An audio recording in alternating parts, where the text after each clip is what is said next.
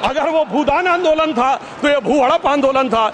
इसलिए मैं एक और बात भी कहना चाहूंगा सभापति महोदय कि जिन हुकूमतों के फरमान की बात की जाती है, एक और फैक्ट है, इसको कोई अन्यथा न ले, जितने मुस्लिम बादशाह अलाउद्दीन खिलजी के बाद उन्होंने बगदाद की खलीफा का खुतबा पढ़ा है। That is a foreign rule, it's on record. कैसे उसको भारत सरकार मान्यता दे सकती है? इसलिए मैं कहना चाहता हूं, जरा सा गौर से देखेंगे तो हकीकत आपके सामने आ जाएगी। और क्या कभी किसी ने कल्पना की, किसी क्रिश्चियन ने तो नहीं कहा कि इंडिया गेट हमारा है, गेटवे ऑफ इंडिया हमारा है, और चर्च नहीं सही फिर भी चर्च गेट हमारा है। तो फिर यह केवल किसी एक के दिमाग में क्यों आती है? हमने जो इवैक्यू एक्ट के तहत दे दिया था पाकिस्तान के गए लोगों को, क्या हमारे जो सिख और हिंदू भाई आए थे उनकी जमीनें मिली?